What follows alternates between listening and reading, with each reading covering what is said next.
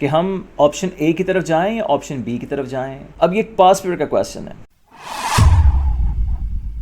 Hello everyone, this is Kamran Abdul Salam and we are recording the topic of decision tree.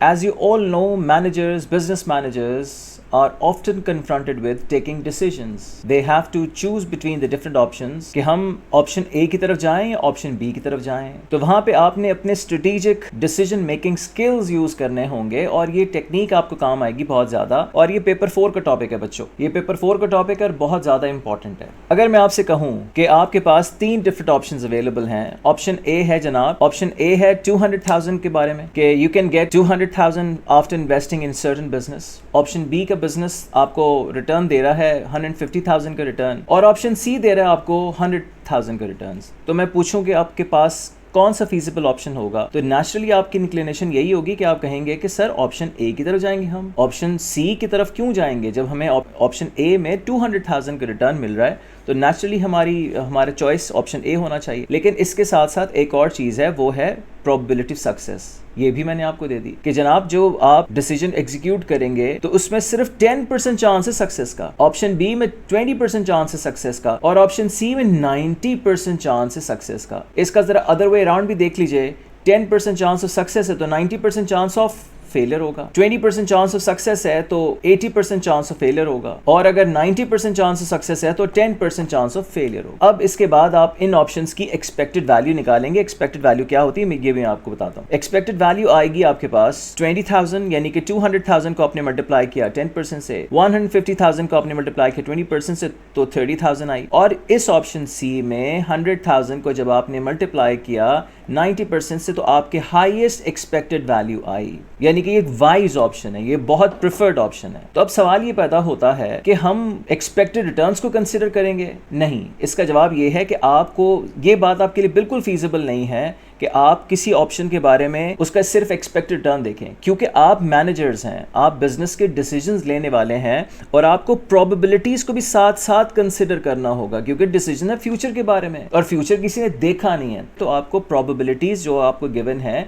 वो भी आपको integrate करनी पड़ेंगी, incorporate करनी पड़ेंगी किसी ऑप्शन का एक्सपेक्टेड वैल्यू निकालने के लिए, राइट। तो जिस ऑप्शन का सबसे ज्यादा एक्सपेक्टेड वैल्यू होगा, जिस ऑप्शन का सबसे हाईएस्ट एक्सपेक्टेड वैल्यू होगा, वो हमारे लिए फीजिबल ऑप्शन होगा। This is the first trick of this topic. अब जरा आप डेफिनेशन सुन लीजिए इस टॉपिक की कि डिसीजन ट्री क्या होता है। डिसीजन ट्री एक ऐसा मेथड है, एक ऐसी टेक्निक है जिसमें हम वायबिलिटी कंसिडर करते हैं, यानी कि कौन सा ऑप्शन कितना ज्यादा फीजिबल है। डिसीजन शुड बी ऑप्टेड और not, should particular option should be go for it और नॉट। तो डिसीजन ट्री इस चीज के बारे में, आपके पास डिफरेंट ऑप्शंस हैं, आपको कौन सा चूज करना चाहिए, राइट, ए पे जाना चाहिए या बी पे जानी चाहिए। तो ये इस चीज का डिसीजन फाइनली हम डिसीजन ट्री की टेक्निक से डिसीजन एस्टैब्लिश करेंगे। एक चीज बहुत जरूरी है इस टॉपिक के अंदर, वो आप through out the questions, through out 12-13 questions, जो भी पास पेपर के क्वेश्चंस हैं, जो कि बुक के क्वेश्चंस हैं, जो मैं इस वीडियो में करने भी जा रहा हूं 2 क्वेश्चंस, आपको हर क्वेश्चन के अंदर एक्सपेक्टेड वैल्यू निकालनी होगी। एक्सपेक्टेड वैल्यू क्या होती है? एक्सपेक्टेड वैल्यू एक्सपेक्टेड रिटर्न को मल्टीप्लाई हम कर दें जब प्रोबेबिलिटी से, तो हमारी एक्सपेक्टेड वैल्यू आती है। और बच्चों, मैंने जिस तरह आपको बताया पहले कि हमारे लिए सबसे इंपॉर्टेंट चीज है एक्सपेक्टेड वैल्यू। जिस ऑप्शन की भी सबसे हाईएस्ट एक्सपेक्टेड वैल्यू आएगी उस ऑप्शन को हम कंसिडर करेंगे। एक्सपेक्टेड रिटर्न तो उसकी एक फिजिबिलिटी का एक मेजर दिया हुआ है, एक्सपेक्टेड रिटर्न तो गिवन है क्वेश्चन के अंदर, लेकिन हमें क्वेश्चन बेस करना है, हमें अपने फाइनल डिसीजन लेने हैं एक्सपेक्टेड वैल्यू के बेसिस के ऊपर। अच्छा चलो आए जरा आगे चलते मेरे साथ। 2 चीजें आप समझ लीजिए। There is a decision box जो कि क्वेश्चन में बनेगा, और क्वेश्चन हमेशा स्टार्ट इसी डिसीजन बॉक्स से होगा। अच्छा, किन चीज़ों के लिए बनता है? ये उन चीज़ों के लिए बनता है जो हमारे कंट्रोल में होती हैं, जो फैक्टर्स विद इन कंट्रोल है। फैक्टर्स विद इन कंट्रोल का क्या मतलब है? हम जनाब ये सोचने जा रहे हैं कि ये ऑप्शन इस कैंपेन को लॉन्च करें या नहीं लॉन्च करें। हम ये भी चीज़ साथ साथ सोच रहे हैं एक दूसरी एग्जांपल में कि हम जनाब फ्लैट्स बना के बेचें या फिर हम हाउसेस बना के बेचें। इस चीज़ को हमें सेल करना है या फर्दर इस लैंड को डेवलप करना है, राइट। तो ये आपके ऑप्शंस हैं। मैंने पहले कहा कि डिसीजन बॉक्स से सवाल हमेशा स्टार्ट डिसीजन बॉक्स से होगा। दूसरी चीज़ है chance note. This is a decision box and this is a chance note. Chance note कब बनेगी? आपको पता नहीं है कि इस इवेंट को जब हम करवाएंगे तो हमें सक्सेस मिलती है, फेलियर। सक्सेस और फेलियर क्या चीज़ है? ये फैक्टर्स बियॉन्ड कंट्रोल है। जब मैं इस चीज़ को बेच रहा हूँगा तो पता नहीं उस वक्त इंटरेस्ट रेट हाई होगा या लो होगा, तो भी क्या बनेगी? चांस नोट बनेगी। आपको पता नहीं है कि आप जब इवेंट कंडक्ट करवा रहे होंगे तो उस टाइम पता नहीं वेदर फाइन होगा या पुअर होगा, तो ये भी चांस नोड है। तो एक बात समझ लीजिए कि डिसीजन बॉक्स उन चीज़ों के लिए बनता है जो कि हमारे फैक्टर्स विद इन कंट्रोल होते हैं, राइट, जो कि हमारे कंट्रोल में चीज़ें हैं, उनके लिए चांस नोड बनेगा। क्वेश्चन हमेशा स्टार्ट होगा डिसीजन बॉक्स से, और ये चांस नोड बनेगी उन चीज़ों के लिए जो फैक्टर्स हमारे बियॉन्ड कंट्रोल हैं। अच्छा, एक और बात ज़रा सुन लीजिए, चांस नोड की वैल्यूज़ और डिसीजन बॉक्स की वैल्यूज़ को क्या करना होता है। मैं बच्चों से कहता हूँ कि आप ज़रा एक चीज़ अपने पास लिख लें कि डिसीजन बॉक्स की वैल्यूज़ हमेशा आपस में कंपेयर होती हैं, चांस नोड की वैल्यूज़ हमेशा आपस में ऐड होती हैं। चलें आगे मेरे साथ। ये क्वेश्चन बनेगा इस तरह, जो भी क्वेश्चंस बनाएंगे वो ऐसे स्टार्ट होंगे।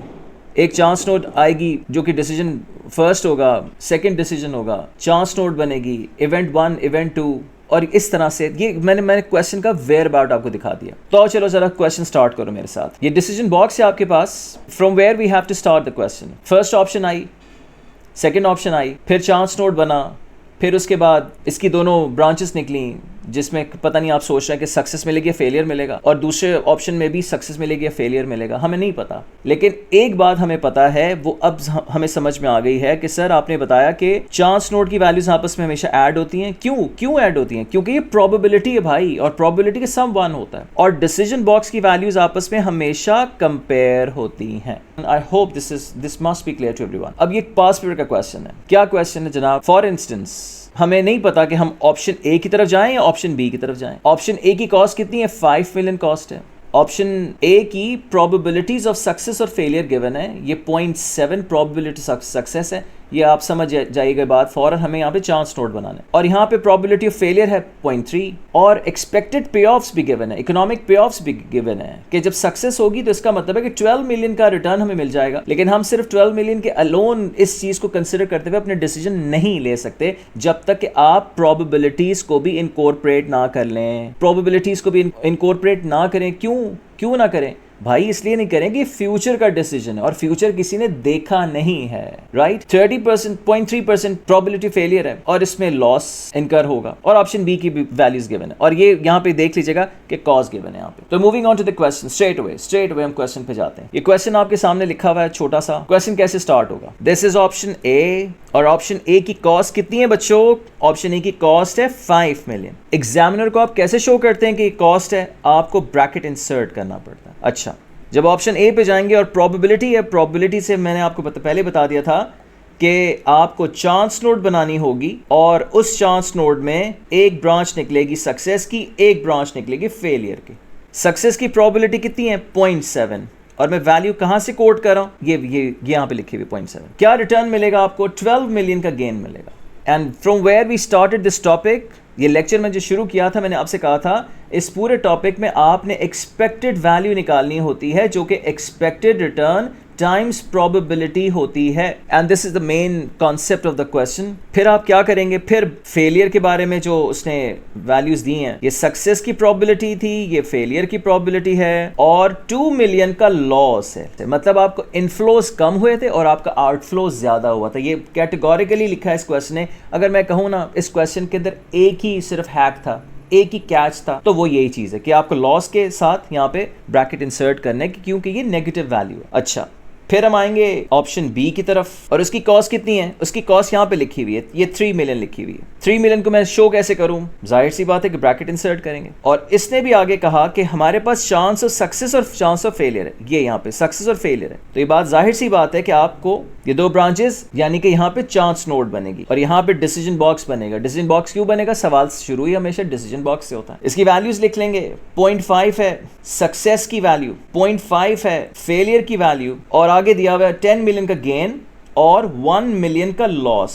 तो ये जो लॉस है, ये वाले लॉस मैंने ब्रैकेट में लिखा क्योंकि लॉस है। इनफ्लोज कम है, आउटफ्लोज ज्यादा है। As a result you have incurred loss. अब एक ही काम मैंने आपको बताया था शुरू में कि एक्सपेक्टेड वैल्यू को मल्टीप्लाई कर दें प्रोबेबिलिटी से। तो 12 मिलियन 0.7 से जब मल्टीप्लाई होगा तो आंसर आएगा 8.4। जब नेगेटिव 2.3 से मल्टीप्लाई होगा तो 0.6 आएगा नेगेटिव का। इन दोनों वैल्यूज को हमें क्या करना है, इन दोनों वैल्यूज को हमें ऐड करना है। इन दोनों वैल्यूज को, ये दोनों वैल्यूज क्या थी, एक्सपेक्टेड वैल्यू है, ये भी एक्सपेक्टेड वैल्यू है। तो आंसर आ जाएगा कितना, 7.8। 7.8 को मैं लिखूंगा इस चांस नोट के टॉप पे, और फिर मैं आगे देखूंगा कि भाई मुझे कोई कॉस्ट नजर आ रही है। हाँ, कॉस्ट नजर आ रही है। कॉस्ट कितनी नजर आ रही है, कॉस्ट मुझे नजर आ रही है 5 मिलियन की। तो नेचुरली आप क्या करेंगे, 5 मिलियन की कॉस्ट इसमें से माइनस कर देंगे और नेट रिटर्न कितना मिल जाएगा आपको, 2.8 मिलियन का। 2.8 मिलियन डॉलर्स का ये नेट रिटर्न आपको मिल गया ऑप्शन ए में। कंसीडर कर लिया आपने एक्सपेक्टेड वैल्यूज को, एक्सपेक्टेड रिटर्न्स को और प्रोबेबिलिटीज को भी, राइट। और सबसे इंपॉर्टेंट चीज क्या थी आपके पास, ये क्या चीज कहलाती है, नेट रिटर्न कहलाता है। नेट रिटर्न कैसे आया,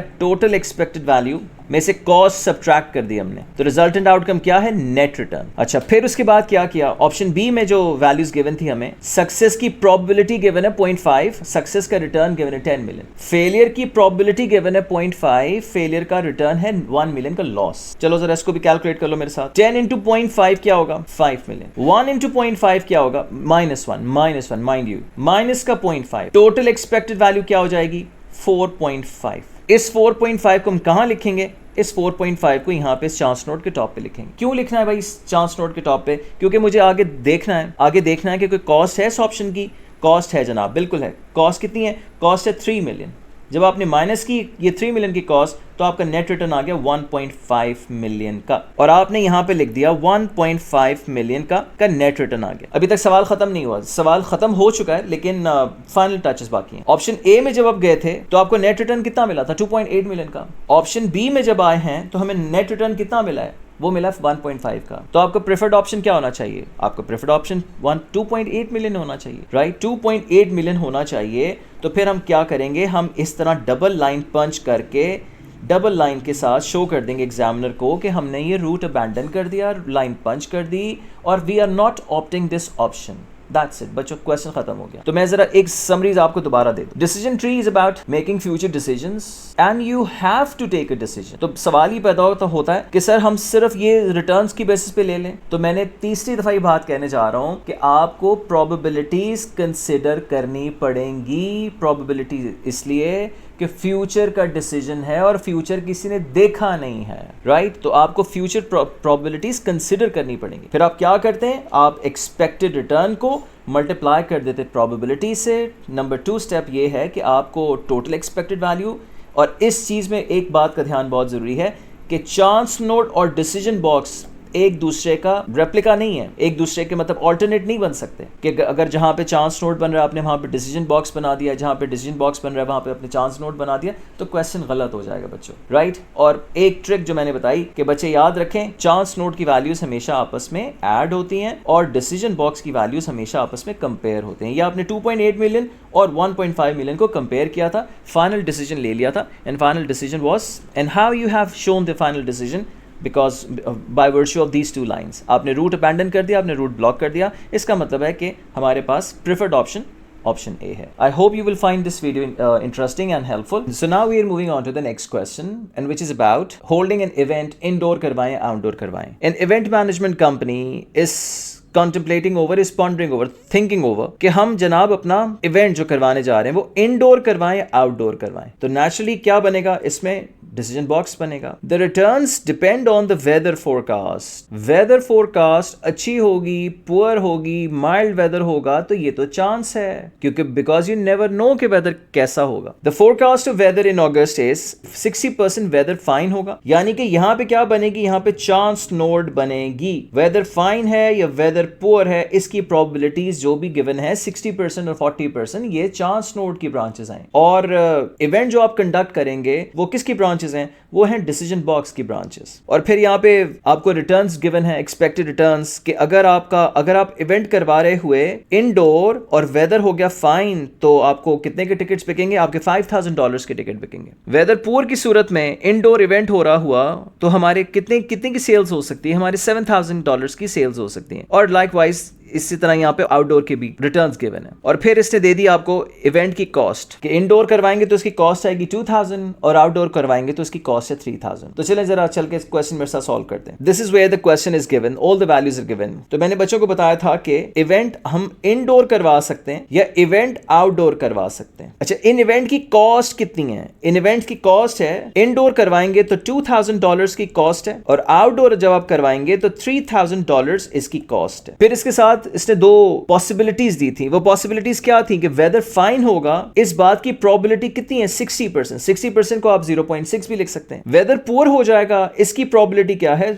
40%। अच्छा, वेदर फाइन के ऊपर कितनी टिकट्स बिक जाएंगी हमारी? वेदर फाइन के ऊपर 5000 की टिकट्स बिकेंगी। ये 5000 यहां पे गिवन है तो 5000 लिख लिया हमने। और वेदर पुअर होगा और इवेंट आप करवा रहे हुए क्या इनडोर, तो कितने की टिकट्स बिकेंगी? 7000 की टिकट्स बिकेंगी। ये एक्सपेक्टेड रिटर्न हमने लिख लिया, ये एक्सपेक्टेड रिटर्न लिख लिया, ये एक्सपेक्टेड रिटर्न लिख लिया और ये प्रोबेबिलिटीज लिख ली। राइट, आउटडोर इवेंट में वेदर फाइन होगा, इसकी प्रोबेबिलिटी 0.6 है और वेदर पुअर होगा, इसकी प्रोबेबिलिटी 0.4। और रिटर्न्स क्या मिलेंगे? फाइन के ऊपर आप देख लें कि 10,000 है और पुअर के ऊपर क्या रिटर्न्स मिलेंगे? $4000 के टिकट्स बिकेंगे। Now moving on to the calculation of expected value. 5000 into 0.6 expected value कितनी है? 3000। 7000 into 0.4 एक्सपेक्टेड वैल्यू कितनी है? 2800। राइट बच्चों, टोटल एक्सपेक्टेड वैल्यू क्या हो गई? 5800। और टोटल एक्सपेक्टेड वैल्यू को हम इसके ऊपर लिख देते हैं, इस चांस नोट के ऊपर। अच्छा, इसका मकसद ये है कि हमें रोल बैक टेक्निक फॉलो करनी होती है। रोल बैक का क्या मतलब है? We start the question from the extreme right. हम एक्सट्रीम राइट से क्वेश्चन स्टार्ट करते हैं and we keep moving towards the left. This technique is termed as